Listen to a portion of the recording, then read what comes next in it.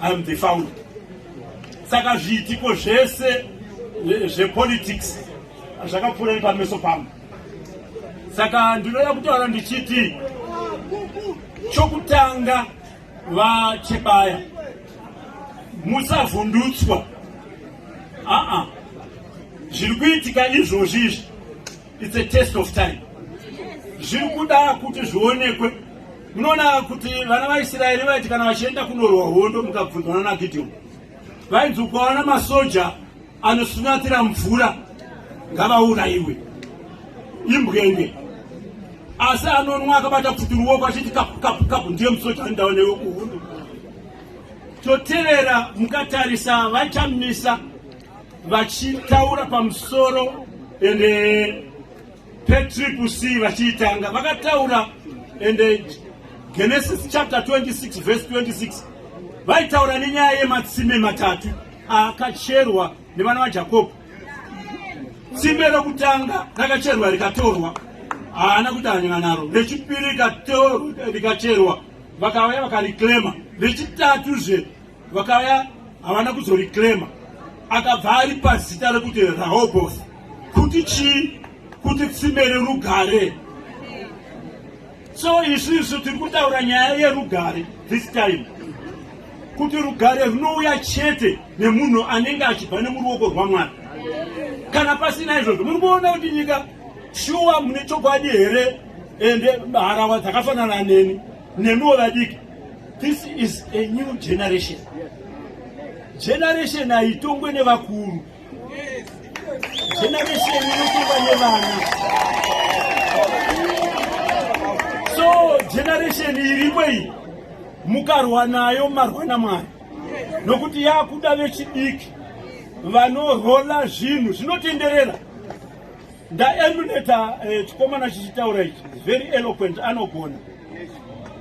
anogona position yake ari kuita zvakanaka. Ende ava varume ava ndakati vamedzera mate vari kure Ostalos, vachikumedzera mate uri kure kuti uyu mufana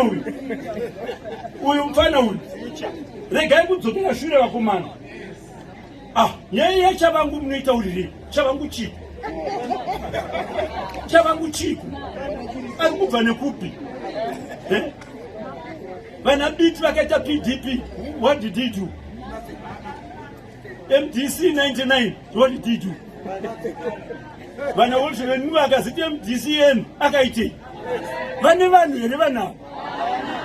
Wonai zvinoitwa naMwari. Ndakukutaurirai chokwadi. Vatsvangirai vakasangana naMwari akavataurira zvokuita. Kuti generation yakuuya tangirai iwo wakuenda hauchadzoka. Chitsvaga wechidiki anofanira kuti amire apo.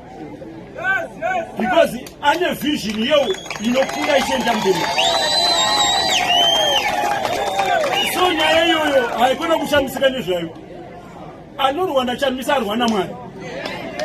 Yezvo zvinoona nyika yese iri kuchema, anotaura zvemavhesi, munei nazvo? Ari kutaura zvemavhesi kuti zvina Mwari zvinhu izvi. Muri kungorwa zvenyu, muri kutowesta nguva. Muri kuona vana vaIsraeri vachibva muEgypt. Vaifanira kuita 4 days dzejendi kuti vayambuke. But zvakavatora 40 years. Each day yakavakosta 10 years. Chikonzero kusanzwisisa.